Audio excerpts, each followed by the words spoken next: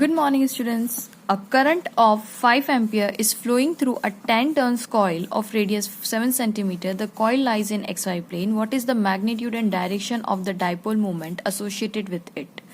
If this coil were placed in a uniform external magnetic field directed along x-axis, in which plane would the coil lie in equilibrium? ठीक है, अब question देखने में वही tough जैसा लग रहा है लेकिन है बहुत इजी. ठीक है, चलिए स्टार्ट करते हैं.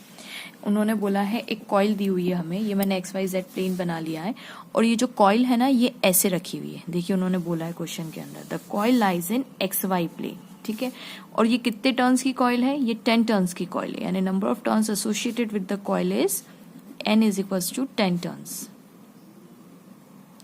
ठीक है, एंड करंट कितना फ्लो कर रहा है? Is flowing through a 10 turns coil of radius 7 centimetre. अच्छा, रेडियस भी देख के रखिए, दैट इज 7 सेंटीमीटर. ठीक है, और करंट कितना फ्लो कर रहा है? It is flowing 5 amperes flowing 10 turns coil. The coil lies in x y plane. What is the magnitude and direction of the dipole moment associated with it?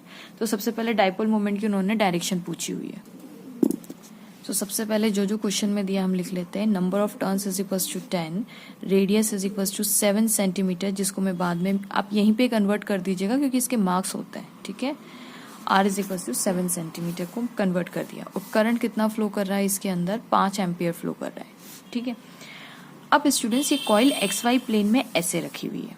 ठीक है, तो इसका एरिया वेक्टर ऐसे होगा, नो डाउट बाहर की तरफ, मतलब आपकी तरफ आ रहा होगा. देखिए कॉइल ऐसे रखी हुई है, आई हैव अ कॉइल, यानी ऐसे रखी हुई है. तो हम जो भी एरिया वेक्टर लेते हैं आउटवर्ड ही लेते हैं ना, बाहर की तरफ लेते हैं. तो एरिया वेक्टर इस डायरेक्शन में. और मैग्नेटिक मोमेंट का फॉर्मूला क्या होता है? तो मैग्नेटिक मोमेंट का फॉर्मूला होता है I इंटू ए. गौर कीजिएगा, I का वेक्टर नहीं होता, I is not a vector quantity. तो बाय डिफॉल्ट मैग्नेटिक मोमेंट और एरिया का सेम डायरेक्शन होना चाहिए. अब अगर एरिया वेक्टर ऐसे है तो मैग्नेटिक मोमेंट का भी ऐसे ही निकलना चाहिए डायरेक्शन, मतलब कौन सी? आपकी तरफ, यानी आउटवर्ड. आउटवर्ड, क्योंकि क्वेश्चन में करंट किस डायरेक्शन में फ्लो कर रहा है ये नहीं दे के रखा है. तो हमें इन छोटे छोटे क्लूज से ही गैस करना पड़ेगा कि क्या कर सकते हैं. ठीक है, तो मैग्नेटिक मोमेंट की डायरेक्शन आउटवर्ड, ये बाहर की तरफ बना दिया मैंने.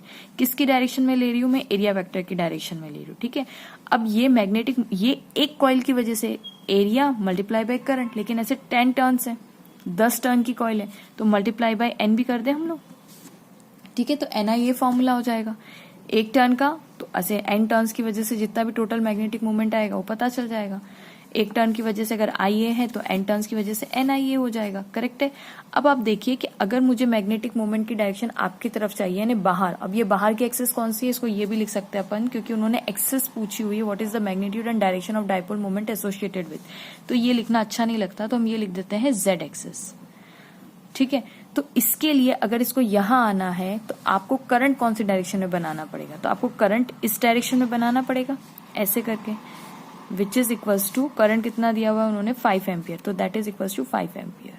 ठीक है, देखिए अगर आप करंट की डायरेक्शन में अपने फिंगर्स को घुमाएंगे तो जो बाहर निकल रहा है दैट इज द डायरेक्शन, अंगूठा is the showing the direction of the magnetic moment. Correct है, ये मैंने अब मेरे 6 वीडियोस बनाए थे डायरेक्शन के, उसमें एक में मैग्नेटिक मोमेंट वाला भी पार्ट आया. प्लीज वो 6 वीडियोस जरूर देखिएगा.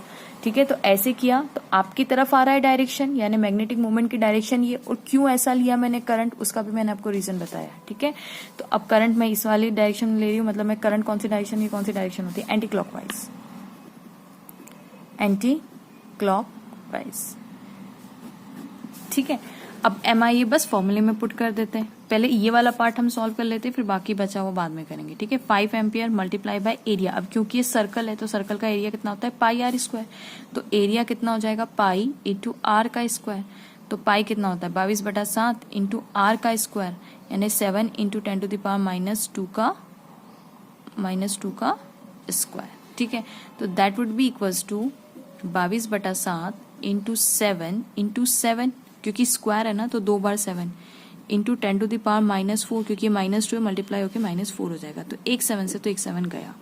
तो हम मैं एरिया वेक्टर की जगह क्या लिख सकती हूँ? 22 into 7 into 10 to the power -4, और नंबर ऑफ टर्न्स की जगह 10 लिख सकती हूँ. ठीक है, तो 5 2 ज़ा 10, 5 2 ज़ा 10 और 11, और ये एक 0 मिला दूं यहाँ पे, मतलब ये दोनों 110 और ये 0 यहाँ पे मिला दिया, into 7 into 10 to the power -4, that would be equals to 7700.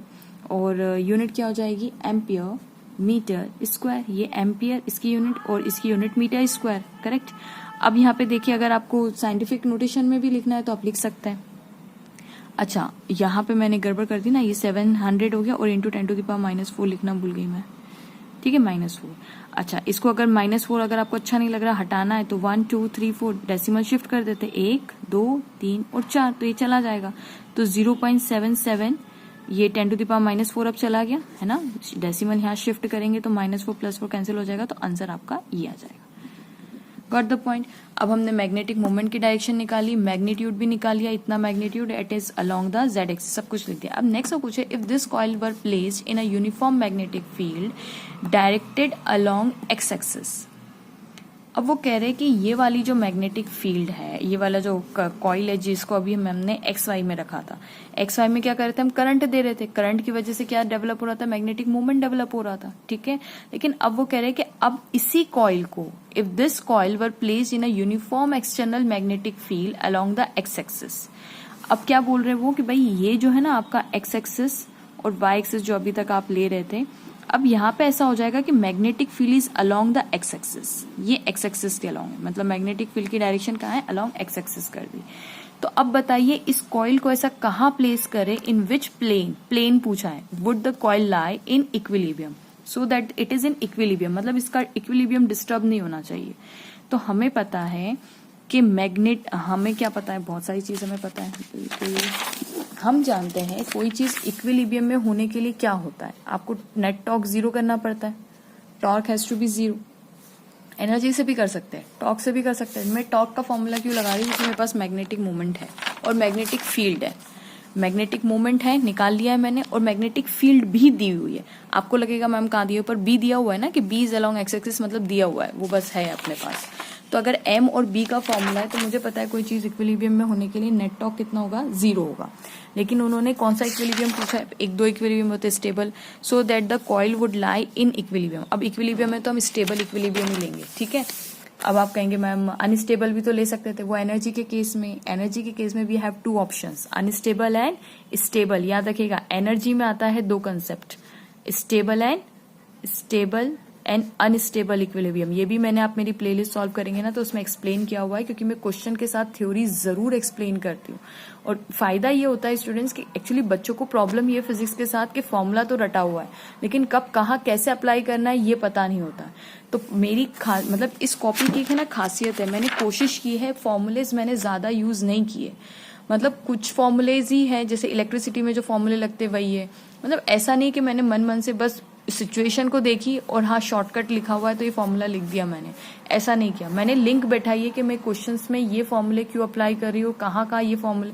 तो हम लोग क्वेश्चन, आप लोगों ने अगर मेरी प्लेलिस्ट शुरू से सॉल्व की होगी तो आपने देखा होगा मेरा एक पैटर्न है सॉल्व करने का, एक ही फॉर्मूले को बार बार मैं यूज करती रहती हूँ। तो ये भी मैं हमेशा बोलती हूँ कि अगर स्टेबल और अनस्टेबल इक्विलिब्रियम का कंसेप्ट आता है तो यहाँ पे एनर्जी आता है। अब क्योंकि उन्होंने कुछ नहीं देके रखा है, सिर्फ इक्विलिब्रियम बोल के रखा है, तो इक्विलिब्रियम बोला है तो अब हमें पता है कि कोई भी चीज अगर इक्विलिब्रियम में होती है तो नेट टॉर्क 0 होता है, नेट फोर्स 0 होता है। अब m दिया हुआ है, b दिया हुआ है, तो फेवरेट क्या है मेरा फेवरेट है torque should be m cross b, correct है। अब आप कहेंगे मैम अनस्टेबल इक्विलिब्रियम में थीटा तो 180 होता है। अरे भाई थीटा 180 होता है, बात तो आपकी बराबर है, पर एम भी साइन थीटा होता है ना। अब थीटा की वैल्यू आप 180 रखे या 0 रखे, इसके लिए थीटा 0, तो थीटा 0 भी रखेंगे, थीटा 180 भी रखेंगे तो भी तो टॉर्क 0 ही आना है, क्या फर्क पड़ना है। इक्विलिब्रियम में तो आ गया ना, आपके दोनों काम हो गए, आपने एक तीर से 2 निशाने मार लिए। आप कंफ्यूज भी नहीं हुए कि स्टेबल लिखे कि अनस्टेबल लिखे। सामने वाले ने इक्विलिब्रियम पूछा, हमने इक्विलिब्रियम बता दिया कि थीटा या तो 0 रखेंगे तो भी टॉर्क 0 आएगा, 180 रखेंगे तो भी टॉर्क 0 आएगा, करेक्ट बात है। तो चलिए रख देते हैं अब इक्विलिब्रियम की कंडीशन, तो theta should be equals to 0, ठीक है।